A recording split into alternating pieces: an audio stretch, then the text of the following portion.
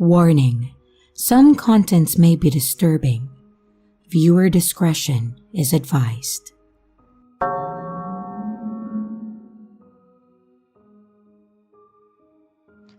I went to this small-sized school that had K-12 in a huge building that circled the statue.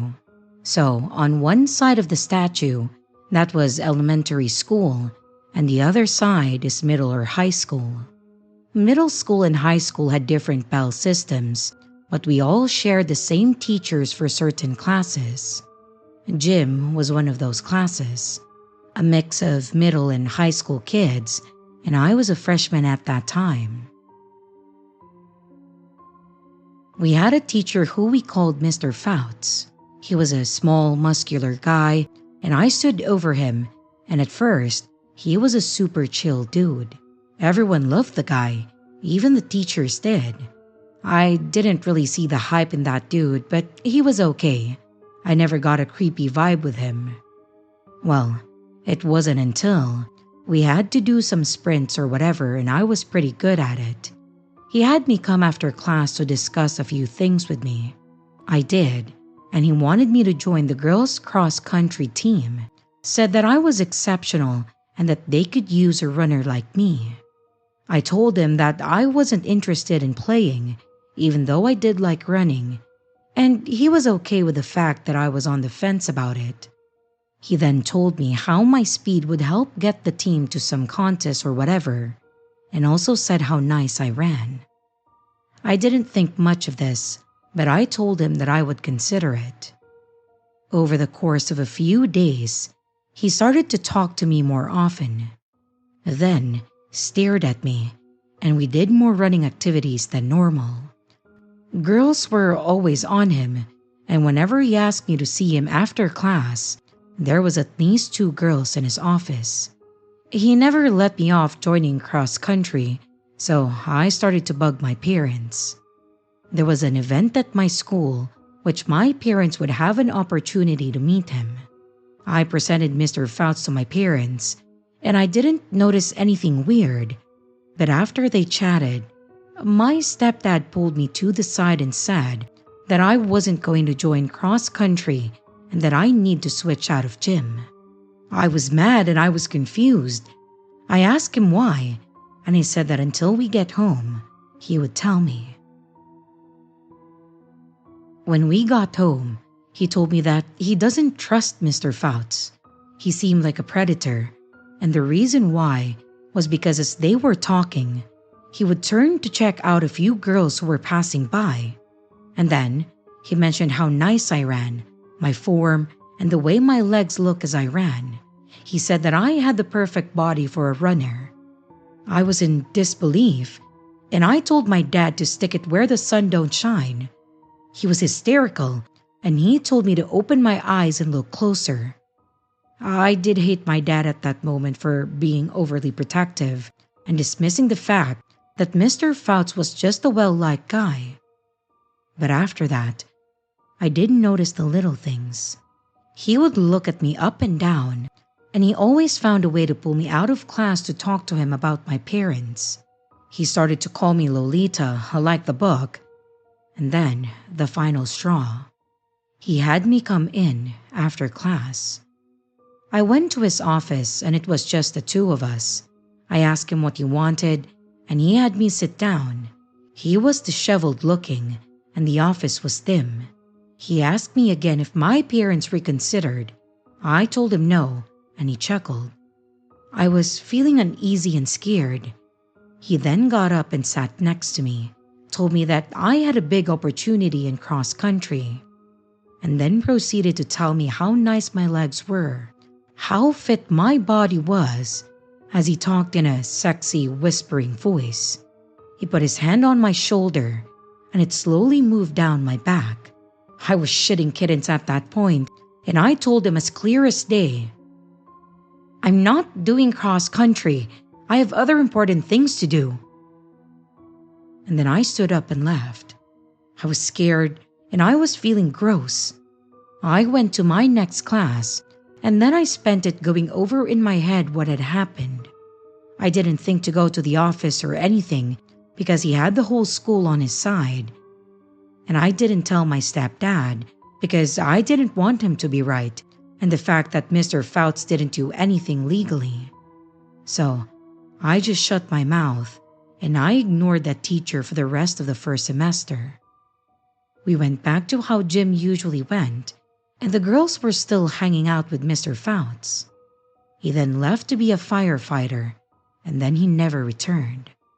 I still hear girls are friends with him on social media and stuff, but I guarantee that he screwed one of those girls. I'm just sure of it. He is one of the reasons why I stopped playing sports, which really sucks because I loved it. I now can't stand being called Lolita and people talking about my running.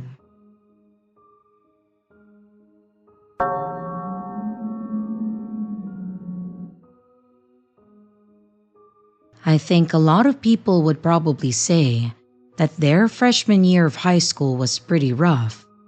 And I'm sure a lot of those people are right and had valid reasons as well. I'm definitely not one to say that they were just being dramatic because I too had a pretty bad freshman year.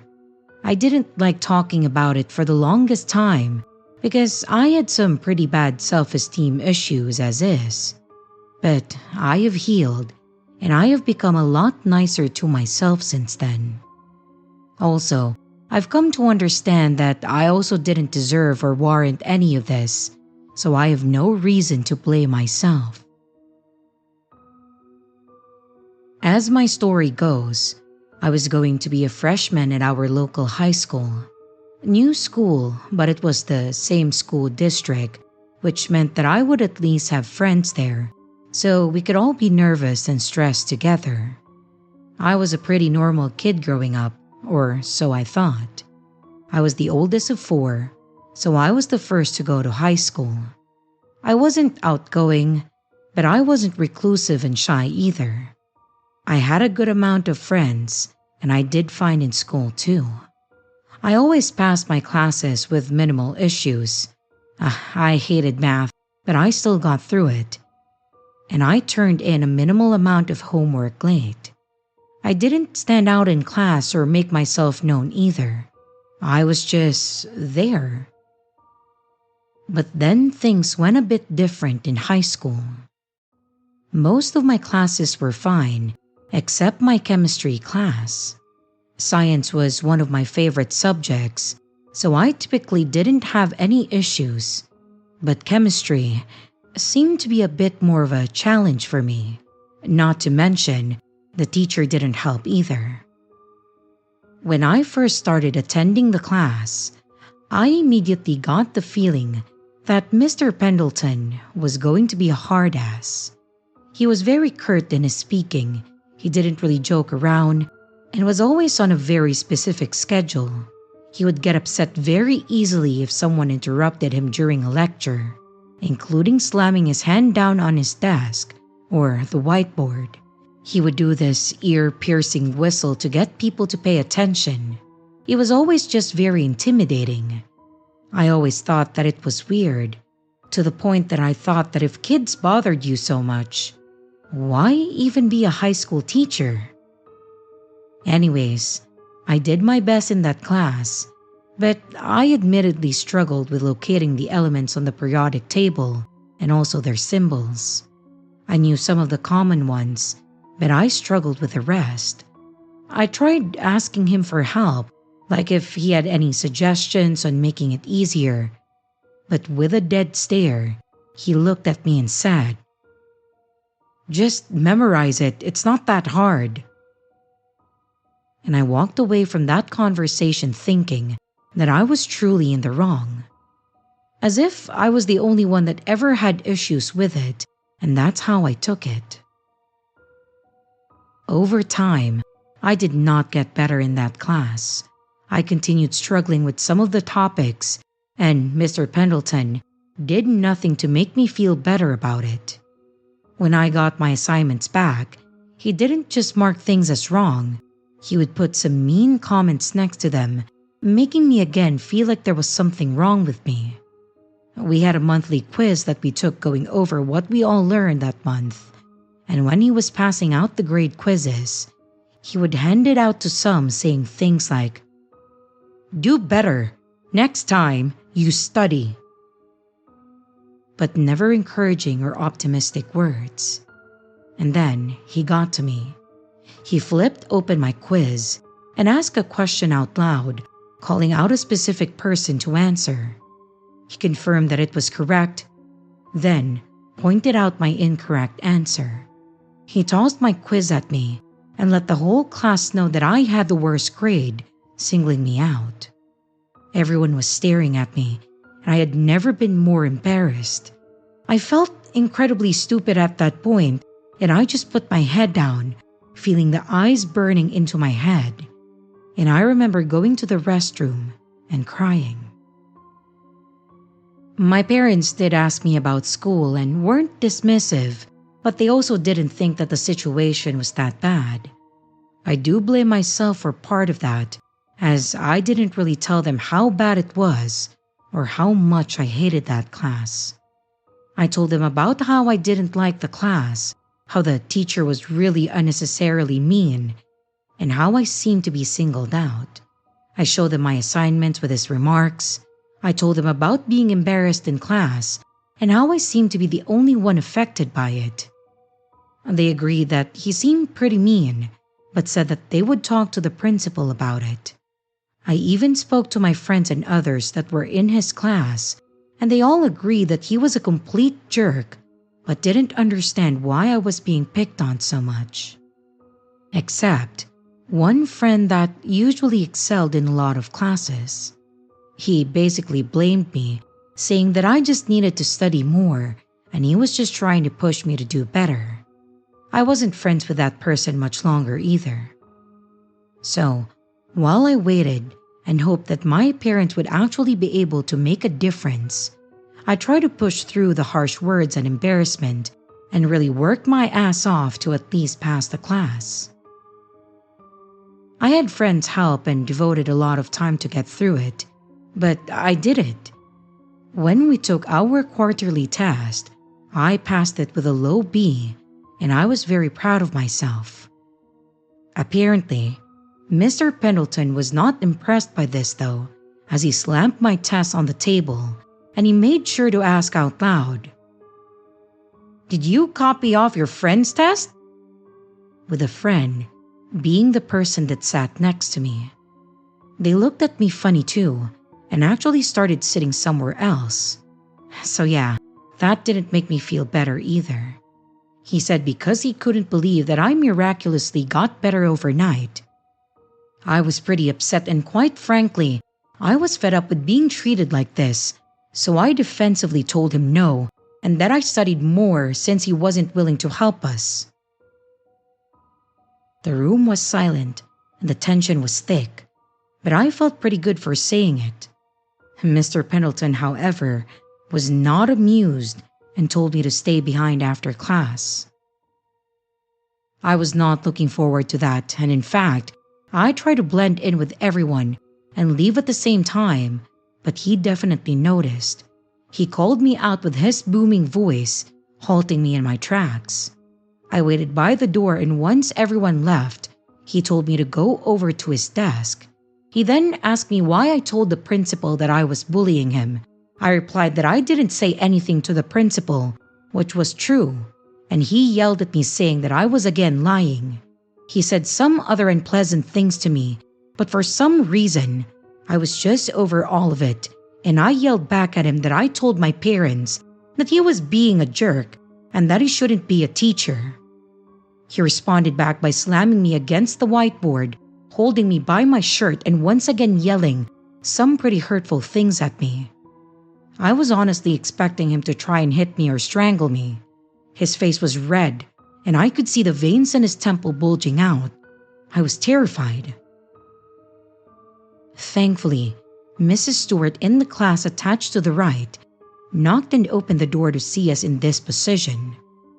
I wish she wouldn't have knocked, because the knock was enough for him to let go of me. But judging by the look on her face, she knew something was wrong here. I was in tears and I walked towards her to leave. She asked me if I was okay and I said no. And Mr. Pendleton just sat back down at his desk. I went to the nurse and I asked her to call my parents as I had gotten sick, so she did. When my mom came to pick me up, I told her what happened and she immediately took me back to the school and to the office and she went to talk to someone about it, and I just remember sitting there worried that Mr. Pendleton was going to show up in the office. After that day, my mom would take me to school after the second hour, which is when I had his class, and I just collected my work for those first 2 classes. Mrs. Stewart also reported what she saw, so I guess having a witness was what gave the principal or whomever had that authority to suspend Mr. Pendleton. I was entirely relieved that he was gone, and I could tell that I wasn't the only one. The first couple of days without him were weird, but the sub definitely helped lighten the mood. By the end of it though, we were all able to be less formal and actually had a little fun in the class. I still had a hard time turning in tests and assignments, fearing that I was going to be made fun of or called out, and that anxiety bled over into my other classes as well. My freshman year was very difficult, and I struggled with my self-image as mentioned. It slowly got better over time, but I think that I really had Mrs. Stewart to thank for that.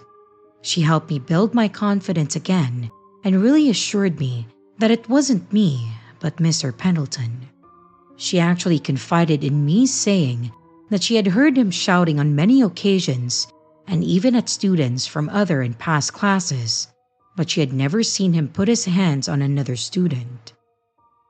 I still wonder today if I was the only one, or if there were others that just were never caught or never said anything. Hell, I still don't understand why I was singled out so hard. I know that I wasn't the only one that wasn't doing well in the class, but I was the only one that seemed to be targeted, and I don't know why. He never returned to school, and I did much better after that. I just hope that he was never able to teach again, if that's how he treated students.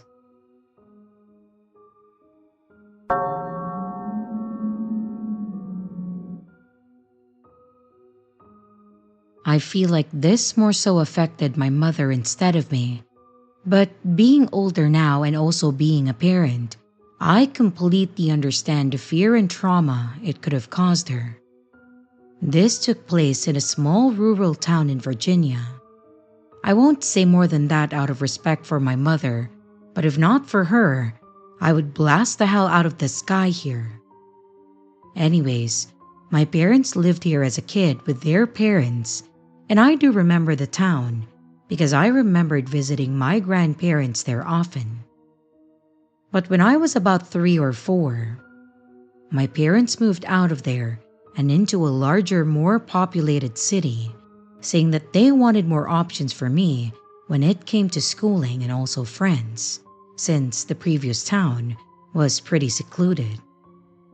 And as for school, I had always done well until I started high school. I struggled in history and algebra.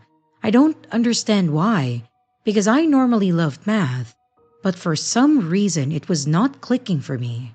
The teacher was fine, but I can't say the same for history. They did nothing to help make anything interesting. He pretty just much made us read from this outdated textbook while he fell asleep at his desk. My parents saw the struggle the whole way because they had their own parent portal, and during one of the parent-teacher conferences, we all brainstormed some ideas. After some options were thrown around, we thought that it would be best to get a tutor to help. Apparently, I wasn't the only one struggling in history, and until the board made changes, some students created a study group. It was basically just a group of students working together, and they saw improvements in their grades, so they asked me to try it. I did like the idea though, because It made me feel like I wasn't singled out. As for algebra, they did have tutor options through the school at no extra cost to my parents, so they suggested that I try that first. So for history, they basically just told me to show up on Tuesdays in the library and let someone know that I was there for the group study. And then, the algebra tutor was either a current or retired teacher volunteering. They try to stay consistent as to whom each student worked with to make it smoother, since everyone teaches differently. They told me that I would meet with the tutor at the school as well on Thursdays, so that following week, I went to the designated room and I was introduced to Mr. Michaels. My algebra teacher told me that he was a retired teacher, but that he loved to help students, so he still volunteered for this or even subbed a few classes before. I think I remember seeing him in passing before, but I don't recall ever seeing him in one of my classes as a sub. So, after a little talking between us and the teachers, we finally got into the work. It was Mr. Michaels, me, and about 3 or 4 other students. The first thing I remembered about him at that time was how patient he was and how much he actually seemed to listen to us. Granted that I had never been in trouble with school stuff before, so I was expecting to see some grumpy adult complaining about how they didn't understand what we didn't understand and that the work was easy and not actually help us. But instead, he broke down the equations and really focused on the parts that we struggled with to help us understand it better. And the more that I worked with him, the more confident I was feeling with my work and answers. After maybe just a few weekly sessions, I was starting to see improvements, and my parents were really proud of me for sticking with it as well. They asked me how I was feeling about it, and I explained everything to them. I even told them about the tutor and how he was a retired teacher, but that I had never seen him before. As the sessions continued, I found myself just talking to Mr. Michaels more. The sessions would typically be about 2 to 3 hours, but sometimes he would be escorted out of the school with security because we were staying so late. Sometimes there were other students that stayed behind with us, but usually it just ended with us in the room. So, whenever it came close to the end of the first semester, I wanted to do a pretty hefty review to make sure that I still understood everything, as well as fill out our little cheat sheet index card. We were all given one normal size index card that we could write whatever we wanted on it and then have it with us whenever we took our midterm exams. I remember it was getting close to closing when I made a comment about it being easier if we just did this outside of school, like a library or a cafe. Mr. Michaels didn't mind the idea either, so I went to use the phone in the room. Cell phones weren't really a thing that many kids had at this point in time. My mom answered, and I explained to her what I was wanting to do. I could tell by the tone in her voice that she didn't really like this, and at that time it confused me. She was reluctant but said that we could come home and then continue working in the living room or kitchen if we wanted to, but didn't want me to go anywhere else outside of the school. I was disappointed, but I told her that I understood, and then I hung up. I went and told Mr. Michaels about her response, and when I tried inviting him over, he then said that he actually had things that he needed to do as well, and then suggested that we just leave for the night and then continue the session next week, since we had one more week left before the exams.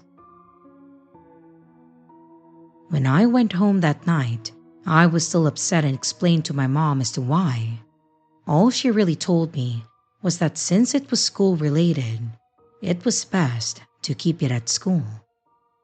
This was a weird statement to me because some of us from the history study group once met up at a local fast food place, and she was okay with it. Why was she treating this so different? And fortunately, or I guess fortunately, I did mention that there were occasions where it ended up just being me and Mr. Michaels, and I felt bad that they weren't even able to clean the room until we were gone, and that's why we wanted to go somewhere else. This immediately caused a switch to flip, and my mother became visibly upset. She said, "I thought there were other kids there with you. How often do you end up alone with him? Is there anyone that ever goes in and checks on you at all?" I could tell that she was holding something back and not telling me, but since she was the parent, I wasn't going to push the matter. I just answered her questions honestly and watched as she became more and more visibly upset.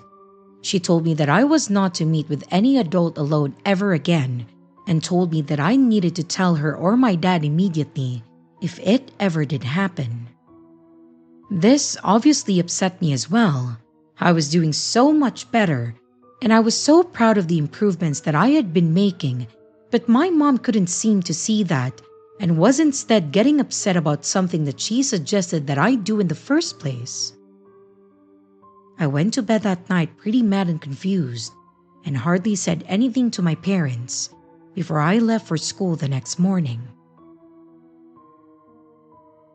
Since I didn't see Mr. Michaels until the following week, I was in my normal happier mood at school and at home.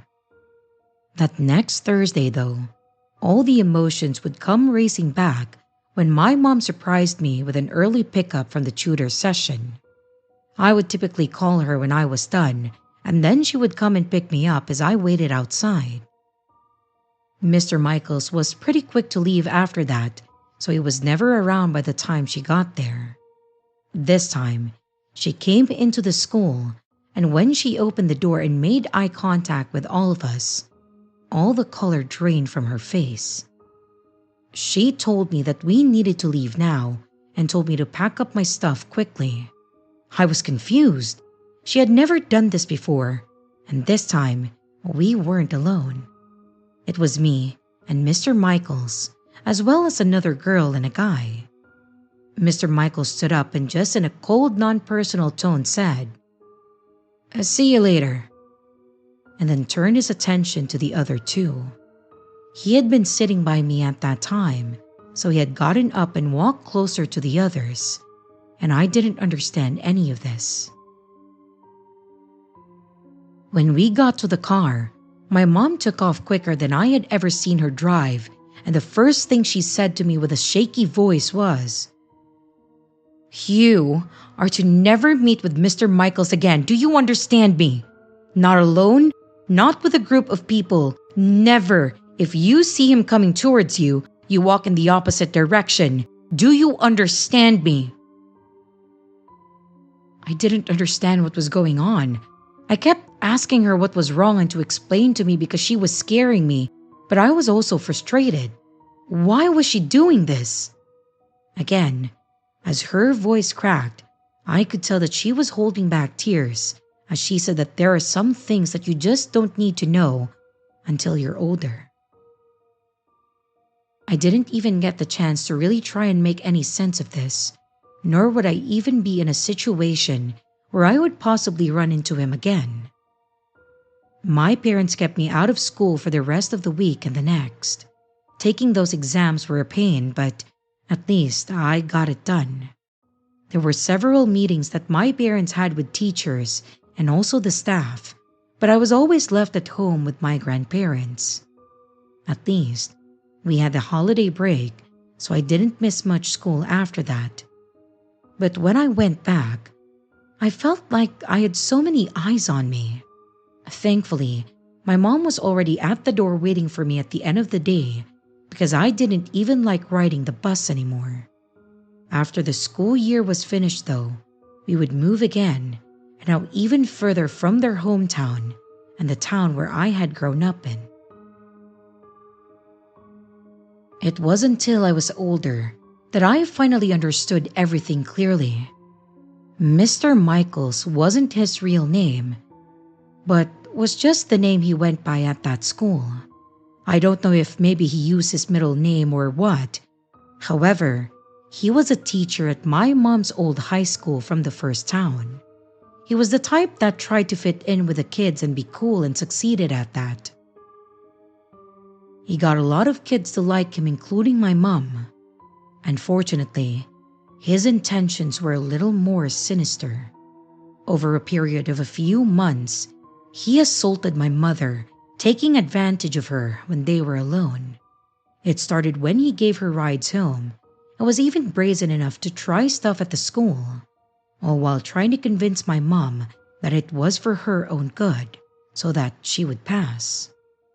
My mom ended up dropping out of high school because of this.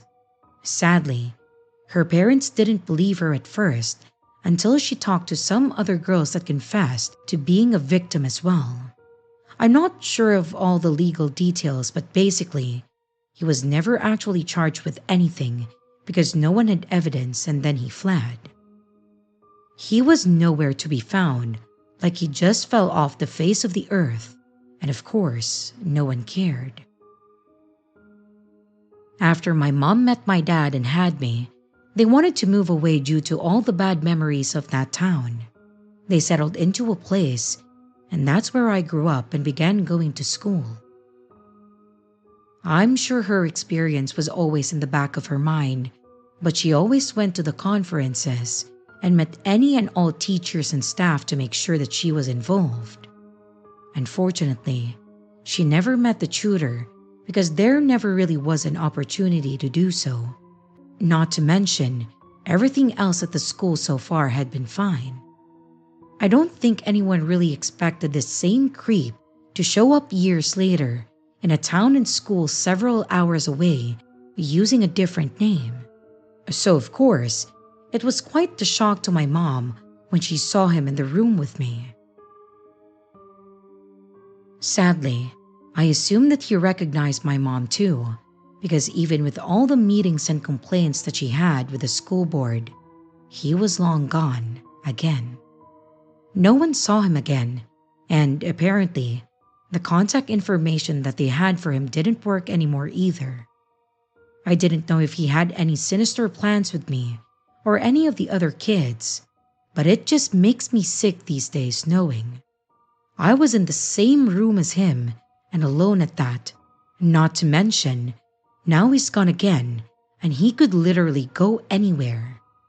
I don't think it would be fair to call me paranoid either when I say it's never a bad idea to be suspicious of anyone, especially adults that are around children or other vulnerable people.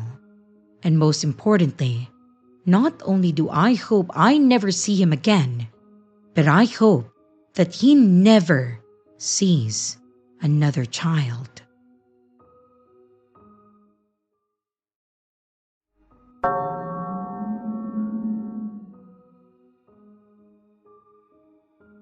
This happened about 10 years ago. I was attending a really crappy university. I was working 4 nights a week, and I could afford little more than dinner each day. Rent and gas money really killed me financially. I really needed a job to survive, and this all happened before I was working. It was summer of my 2nd year. It was one of the hottest days of the year, and on days like that, I always went to study on campus to enjoy the free aircon. In the library, they have a bulletin board where anyone can post any personal advertisements. I often check the board because sometimes you could pick up some easy work. For example, high school students looking for a tutor. Other times, there would be interesting advertisements too, like, "Study a foreign language with me. I like the sense of community." And that sort. When I approached the board that day, I saw the following advertisement. Cleaner wanted to help clean a room, 5,000 yen per half day. Please contact Tanaka. This was some good timing because I had just taken a test and I was about to have a week off. 5,000 yen was a lot to me. It's about $45. That would get me back to my hometown for a couple of days, I thought. And as soon as I got back to my dorm, I immediately called the number provided. "Hi, I'd like to apply for the cleaning job you posted." The voice on the other end of the line responded. It sounded slightly bewildered. Oh, right. What days can you work?" I told him that I would work the full amount advertised. "All right. Well, you can start at 9 a.m. next Tuesday." I agreed, and he gave me the address. It sounded like a residential address, and I guessed by his voice that he was a man in his 30s. He sounded a little sick over the phone. My first day of work arrived. The morning was hot, but the sky was free of clouds. When I arrived at Mr. Tanaka's house, I felt the breeze of his aircon. I was worried that I was going to be working without one. I arrived 10 minutes early at 8:50. I rang the doorbell, and a man came and answered it.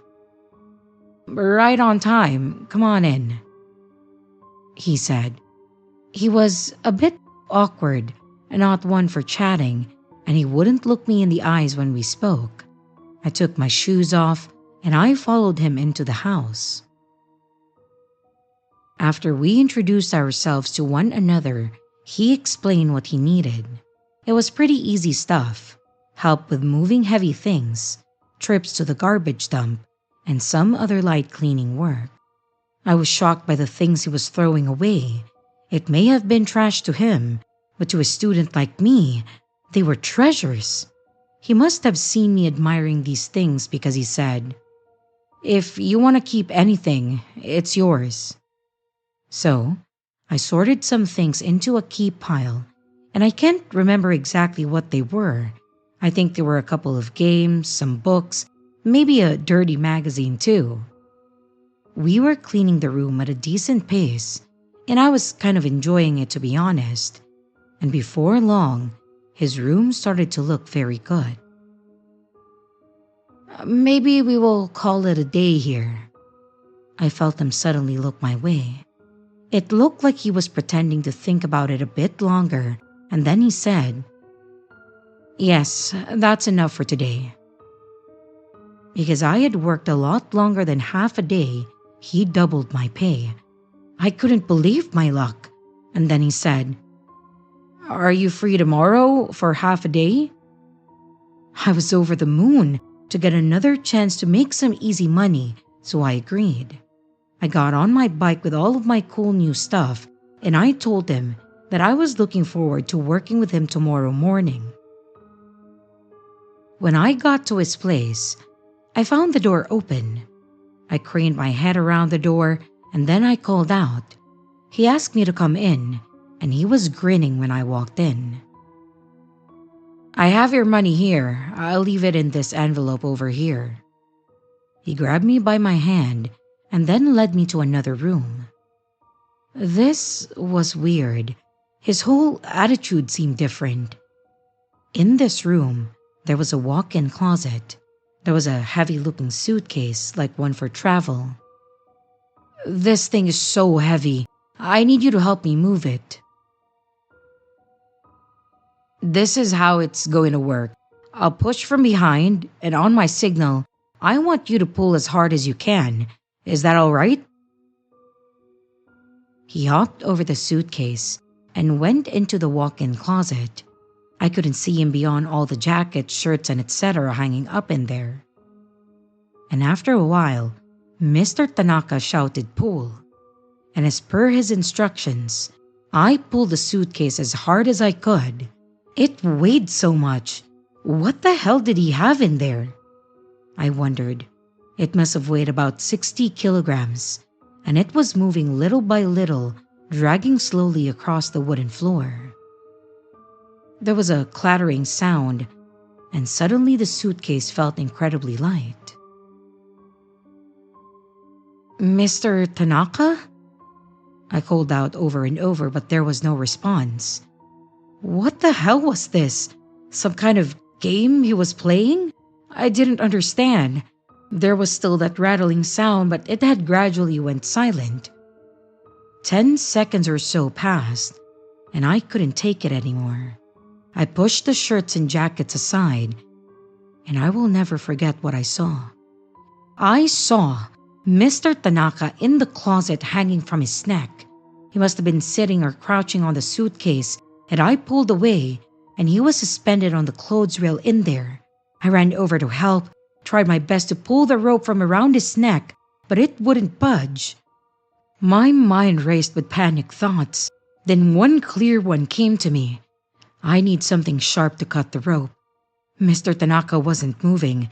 This was really bad. The rope was way too thick for scissors to be of any help, and I had no choice. I had to try and get a neighbor to help. The police and the ambulance services arrived, and I was interviewed by the police at the scene. My parents traveled up, and when they arrived, I remember that I just broke down and I bawled my eyes out.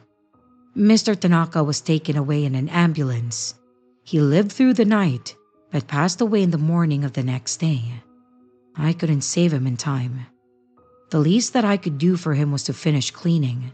I thought that it would help me to do that too. It was so much to process. I made sure that his apartment looked good though. I had some strange compulsion to finish his final request. I went to take my payment, and inside the envelope was a note as well as the money that he had promised me. The note revealed that he had been laid off. His company had been looking to make cutbacks, and shortly after, he found out that his wife had been cheating on him with another man. His debt and loan seemed insurmountable to him, which is why he decided to end things. At the end of his note, he apologized to me for all the trouble that he had caused me.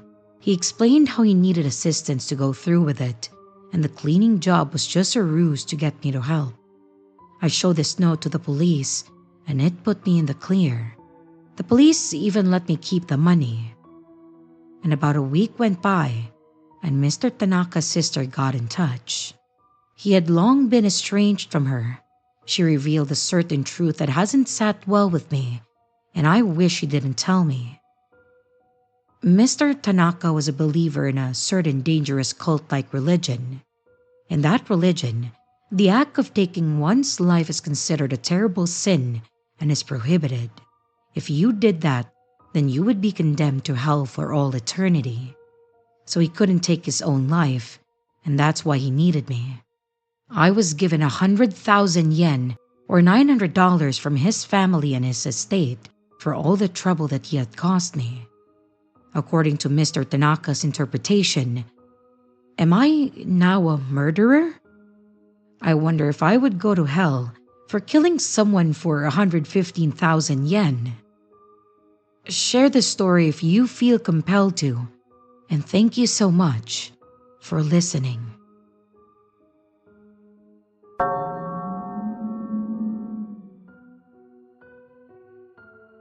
This terrible thing happened about 15 years ago. I was 20 years old and living alone. I came home from work, checked the post as I usually do, and found a sealed letter. It was a blank envelope. Inside there were 2 tickets to a concert and a letter. A love letter. The writer's feelings for me were quite clear. It went something like this. Let's meet at the concert. I'll keep my identity hidden until we meet. I'm sure you'll be surprised. I'm someone you know. I had a boyfriend at the time, and I had no idea who wrote that. I thought for a moment that I won a competition or something. I remembered that I entered one. But then I remembered that I had entered that competition only this morning, so there's no way that the tickets could be in my letterbox by the evening. Something wasn't right, so I didn't go to the concert. I thought that if it truly is someone that I know, as soon as they reveal themselves to me, then I'd apologize, and I'm sure if they are a decent and kind person, they'd understand my caution. The day after the concert, I found a threatening-looking letter stuffed into my letterbox. Why didn't you come, you idiot? Don't pretend like you aren't interested. This is BS. The first letter was gentlemanly in a sense, but this was the complete opposite. Back then, mobile phones weren't so common. As soon as I returned home from work, the moment I closed my front door, my home phone rang. I picked it up and the other party hung up. This happened often. I didn't get a call or letter every single day. It was irregular. I would get one a week, and then the next week I'd get 3 or 4. This kind of thing went on for about 3 months. It was so creepy that I ended up moving away. Finally, peace. Well, that's what I thought. Until 1 month after I moved into a new place, the same thing started again.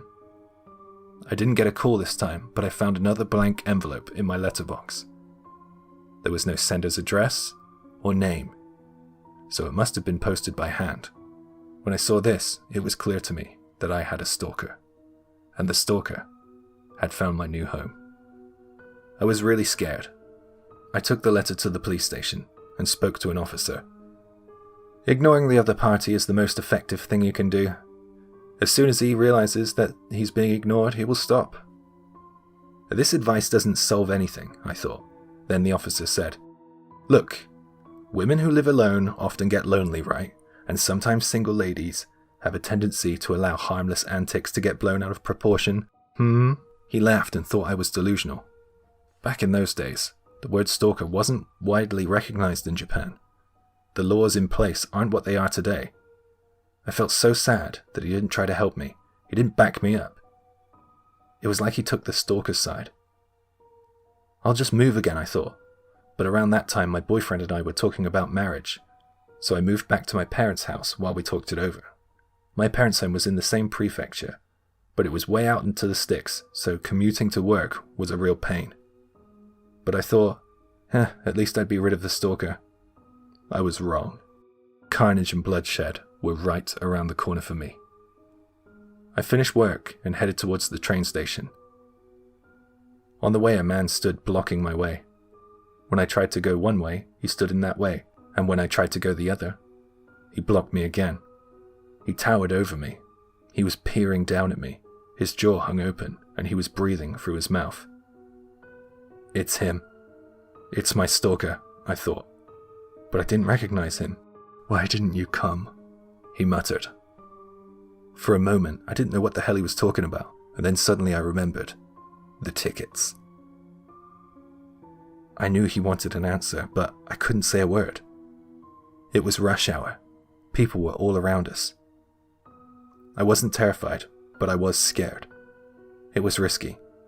So I said in quite a loud voice, for the benefit of those around, "Excuse me, please let me pass." As I said this, people all around looked in our direction. But then my stalker did something unexpected. He turned and ran into the busy street. Right before my eyes, he was hit by a car.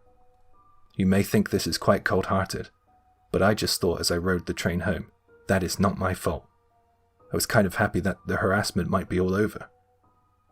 In case you're wondering, he lived. However, one of the stalker's colleagues saw this all unfold. This guy said that it looked as if we were having a lover's quarrel. And when the stalker got hit by the car, he said that I pretended not to notice, or feigned ignorance and just walked off. This rumor was spread around by the stalker's co-worker. Every year my company and other companies in the same line of work have a sports day for a bit of friendly competition. I remember talking to a few people, but there were so many people I can't remember who I spoke to very well. Apparently, this is how I met my stalker. I'm usually really good at remembering faces, but I didn't recognize him. I found out that he came to my company a few times a week. I work in the personnel department, hidden away in a small office, so I don't often see people, other than the ones I immediately work with. Yet the rumors about me grew. They said that we often met at work. Of course I denied all these false allegations, and stated the fact that I was the victim of stalking. But I wasn't convinced that anyone believed me. Another shock was in store for me. I was dumped. Although my boyfriend and I weren't officially engaged, we had set up a date for me to be introduced to his parents in his hometown, and at that point, we would officially announce our plans to engage. The rumors had reached their ears before I had arrived. As I said before, the suffering caused by stalkers wasn't well documented in Japan. They said to me when I met them, "You must have given this guy some sign that he had a chance with you. Somehow you must have given him the wrong idea. You caused his actions. Are you sure there wasn't anything going on between you two?" With this doubt and distrust imposed upon me, my boyfriend was persuaded by his parents to end our relationship. I couldn't believe it. I wanted to escape. I wanted a fresh start, so I resigned from my job as well. It has been over 20 years since this has happened, and the wounds caused by the stalker still feel fresh. My desire to work hard at the assumption that I would eventually get married and spend my life with a husband has died. I came to the conclusion that I would end up alone. So far, I'm right.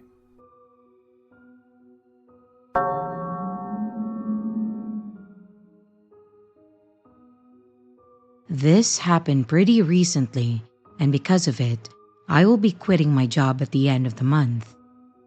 My current job is to deliver papers to homes in the mountains, basically in the middle of nowhere. It's tough because I have to start at midnight in order to get all my deliveries done. It doesn't exactly pay well, but it's good to be working, especially when you are young. It's nice to have your own money, right? Anyway, like I said, I start at midnight and I don't finish until the sun comes up, and sometimes in the darker months, the sun doesn't come up at all. Being out in the mountains alone at night can be pretty spooky, as I'm sure you can imagine. And I want to share my recent scary experience with you. It happened this winter, and I had gotten used to the rhythm of deliveries by that point. It was around winter time that the newspaper company that I worked for was trying to expand their business, and this meant that there would be more work for me. I was excited at first to earn a bit more money, but over time, it became more and more time-consuming. Basically, a subscription would come in, and then it would be down to me to deliver it to the customer. So, I'm usually riding my bike around with a map because signal is a no-go in the mountains. I don't mean a push bike, I mean a really low-quality motorbike. The people who buy these subscriptions have an amazing ability to be unfindable. It never felt as if it was straightforward. And I had one of these subscription jobs on that winter's night. I knew the address, and I knew it wasn't going to be an easy night. There were a few roads through forest areas, and even worse was the fact that some of the roads were very narrow. I could barely ride my bike along them. I set off and rode my bike right up to the point where the narrow roads began. And since it was winter, I figured that it would be safer if I just parked the bike up and then deliver the subscription on foot. There was a footpath after all. There was a post box at the end of the customer's drive, and it was a short distance from the house. I started down the slope road towards the post box, and then I froze in my tracks. I heard the sound of a dog barking. No, not just one dog. It sounded like there were at least two. I thought not much of it, and then I approached the post box with the subscription in hand. It was still pitch black out at this point, despite it being the early morning. And as I approached, I noticed a light go on at the front door. There was an old lady that stood outside under the porch. Seeing her gave me a fright, and I thought to myself, "Oh, wow, someone's super eager for the morning paper." I figured that since she was out, I could literally just put the subscription in her hand, so I approached her. I stopped when she started yelling at me. "Stop right there! What do you think you're doing?" "I'm delivering the newspaper and your subscription." The boss made us wear a uniform, and we had to have this ID card around our neck as some customers, especially ones like this who live in remote areas, can be skeptic of people that they don't know. Stranger danger and all. So I raised my ID badge as I assumed that she could see me pretty well. You expect me to believe that? You think that's proof? She screamed at me. I could see the dogs, especially the whites of their teeth. The old woman then pulled out a pair of long gardening shears or scissors from behind her back and then pointed them at me. I instinctively backed away, and I just tried to remain as calm as possible. I wonder if she was suffering from some kind of disease, maybe something like dementia. If she came at me with those long scissors, I planned on pushing them away or trying to kick her. I practiced full contact karate at that point in my life. However, she was an old lady, and I don't know if I could have done that to her. I just hoped that it wouldn't come to that. I just said, "Well, then I will just leave this here and I'd be on my way." And with that, I turned to leave. I didn't get paid enough to deal with this rubbish. I upped my pace as the old lady was still shouting at me. She sounded as if she was getting riled up. The dogs were really barking at me now, and I turned to look over my shoulder, and I saw her let go of their leashes. She was walking towards me, slashing the scissors through the air.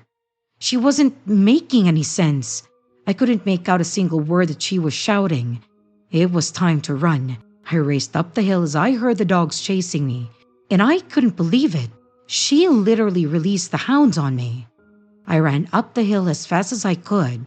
I needed to get back to my motorbike. I got back to the bike, kicked out the stand and hopped on, and I started the engine, and then had a look behind me. I saw the tips of the dogs' heads coming up the slope and pulled away without looking back again. It was really scary, and to be honest, I think myself incredibly lucky to get out of there without any injuries. Those dogs wanted to bite me, I could tell, and that old woman looked as if she would have joined in too. I imagined her plunging those large gardening scissors into my gut, and I shudder at the thought now. After I delivered all my newspapers and subscriptions, I spoke with my boss and I told him about my close call. He decided that he would make contact with a customer to see what was going on, and I could already imagine that he was going to take the side of the customer. It was just the kind of guy he was. However, he found out that the customer's phone number was no longer in use. He decided to go out there himself and speak to the customer in person.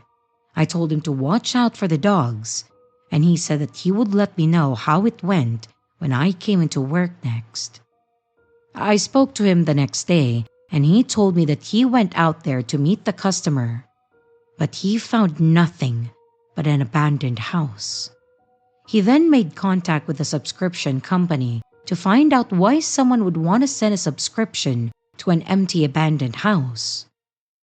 It was at this point that we learned that the subscription company had fudged the numbers to make our company take their business. They wanted it to look like they had more customers than they did. They had a quota to fill, so they gave out a couple of addresses of abandoned homes. Stupid, I know, right? But then I'm left asking this question. Who the hell is that woman with the dogs then? I have no idea. When I think back to how hate-filled her face was, it gives me the shivers. Hence, my resignation from my newspaper job. I am working until the end of the month, and I hope that I don't get sent anywhere near the scissor woman's house. And I only have a few more days of work left.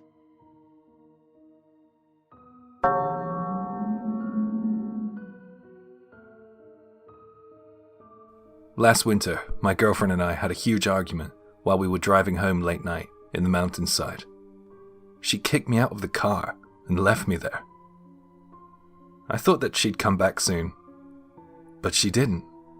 And to top it off, I realized I left my phone in her car. It was the dead of night.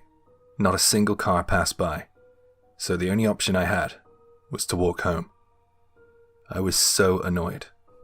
As I knew where I was on the mountainside, I decided to use a shortcut instead of the road my girlfriend and I drove up on. The grass was long on this road, but I could tell that a car had driven down here recently. Some of the grass was flat. This shortcut probably doesn't get used so much, so I found it a bit strange. It was a hard walk. I was cold and frightened. I wanted to quit. It was horrible. It was late at night and the hillside was so dark, I couldn't really see where I was walking. Then I saw a light. A small family car was approaching. It was behind me. Its bright light shining past me. The car's headlights were warm on my back. Was it running out of gas? Well, whatever. For the time being, I thought I'd at least ask to borrow their phone. I stepped into the middle of the grass road and called out, excuse me. I regretted this idea almost instantly. Without thought, I had plunged myself into potential danger. I had no idea who was in the car or what they were doing in the mountain woods so late at night. "What's wrong?" a woman's voice called out from the car. I explained the situation and I asked if I could borrow her phone. "We're out of the service area," she replied very calmly. With that said, I decided that I wanted to get the hell away from her. "Well, I better get going then," I said while I turned to leave. "Please help me." By saying these few words, it ensured my escape was impossible. "Help me dig a hole. If you help me, just for a moment, after we're done, I'll take you anywhere you want to go." As she said this, her right hand was idly making scooping gestures above her head, as if to cover it. Swinging her hand in that pendulum style made me wonder if I were to refuse, what might happen. I frantically dug a hole with the shovel she supplied. While I was digging, the woman watched and talked to me. I can't remember most of the conversation. Doesn't make any difference now. She seemed to like talking. She was asking me all kinds of questions about myself. I thought it would be a bad idea to give her the correct answers, so I just made them up as I went along. Finally, I finished digging the hole. She went to her car and brought back a bag. I thought I was about to see a corpse, but I was wrong. The bag was overflowing with hair. Too much hair for one person. Are you a hairdresser?" I asked nervously. There was no reply, just silence. It was terrifying. She brought lots of items from the car and threw them into the hole that I had dug. There were children's toys, clothes, etc. The last item was a cooler. I was terrified that there might be something in there. A child. My heart started pounding in my chest. By the end of it all, I didn't know what to think.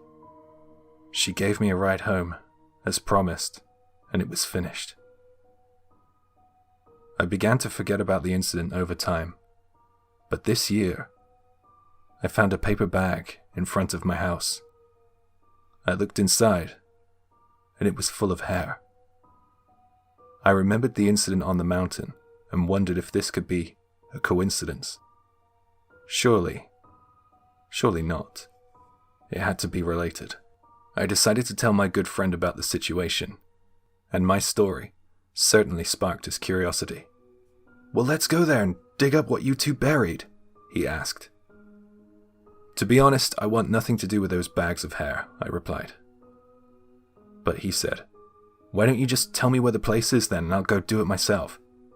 And he kept asking and talking about it at work, again and again. It got to the point where I ended up going with him. I didn't want to though, but I felt he shouldn't go alone. One day after work, we headed towards the mountains, and he decided to invite another work friend too. Us three drove up the mountain road. There was a chain sectioning off the grass road I had walked down, and my friend got out of the car and unhooked it. The grass had grown a lot since last year. It bent beneath the wheels of the car. It was like we were surfing. I couldn't quite remember where the hole was, since it had overgrown now. I thought because of this, my friends would just give up searching for the hole.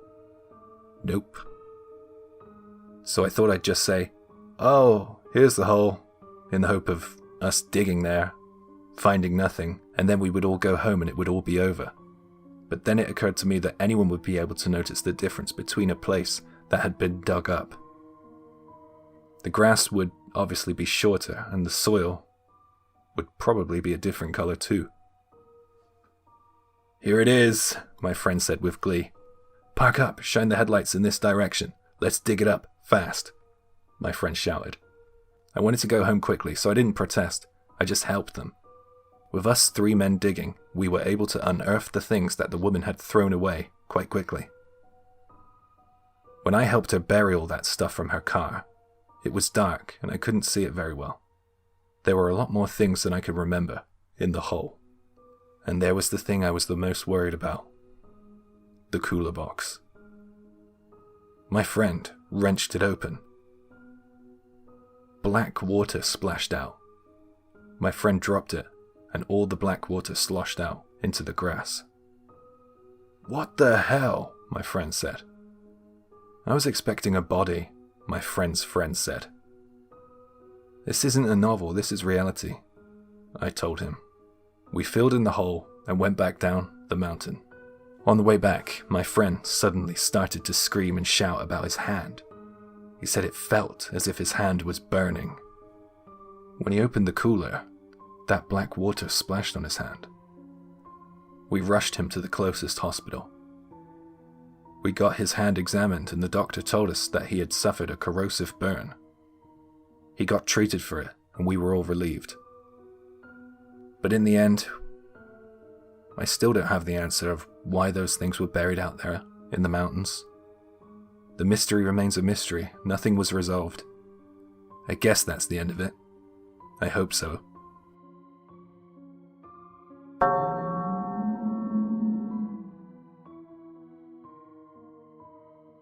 My hometown is surrounded by mountains.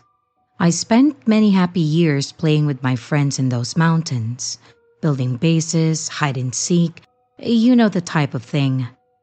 The thing I enjoyed doing the most was exploring.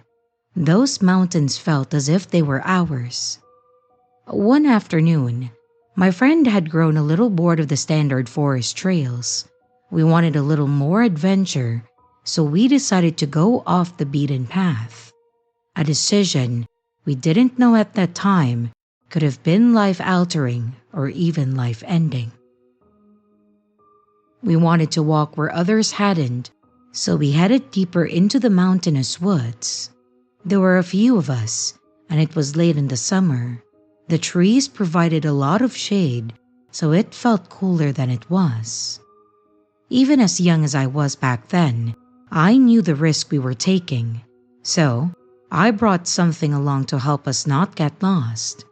I lifted this long spindle of string from the art room at my school. I tied the end to a tree close to the forest trail so that we would be able to find our way back. It felt like a foolproof idea at that time. The ground was really uneven off the trail. It was littered with stones and dead tree limbs.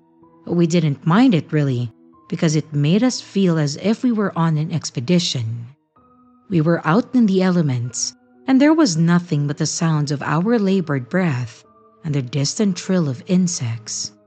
It was amazing. After walking for about 10 or 15 minutes, we came across a small hill. We climbed the hill, and when we got down the other side, it opened out into a kind of clearing. I distinctly remember a big rock there. We figured that this would be a great place to take 5 and drink some water. One of my friends brought along some candy, so we were tearing into that. While we were taking a break, I noticed something strange. I almost missed it, but once I spotted it, I had to just go over and take a closer look. There was a toy laying on the forest floor. It was a toy for kids a little younger than us. We were in the 4th grade at that time. And once I announced my discovery to my friends, they all came over to take a look, and our expedition turned into an investigation. It wasn't just the one toy. There were others. Hot wheel cars, someone found a doll, and fear crept up on me. Seeing these objects in a place where they shouldn't be really frightened me. Maybe it was because at that age, my toys meant the world to me, and I would never leave them laying around, especially not in the forest.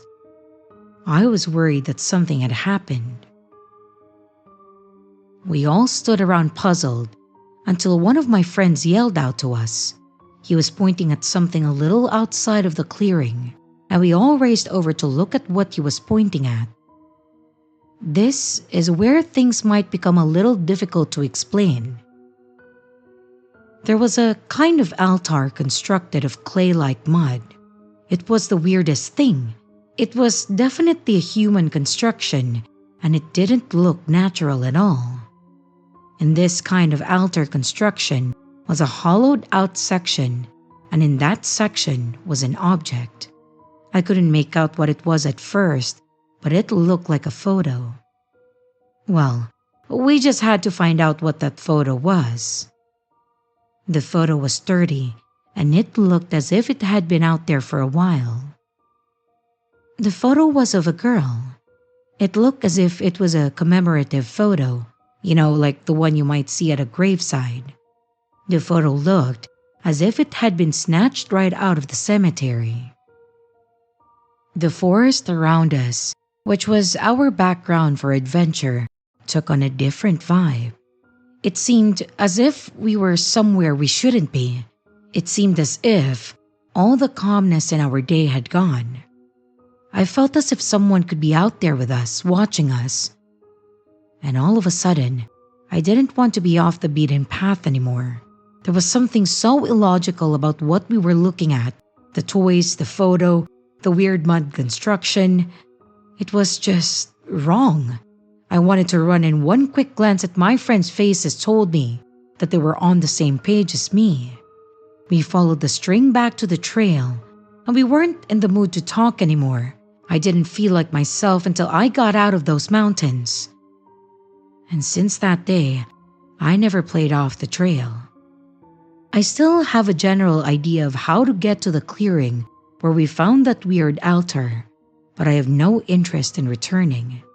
My mind tortures me with questions that I cannot answer. Why was the photo there in such a remote location? And the toys? Was it some kind of grisly memento of something that happened to the girl in the photo? Or were we looking at some felon's trophies? The other thought that comes to mind is that perhaps the family who lost that girl couldn't afford a burial, and they just created their own memorial site in an isolated location where they could mourn without disturbance. If that's the case, then it's heartbreaking. It didn't make sense though. Nothing about what I saw that day all those years ago made sense. And this experience lives with me.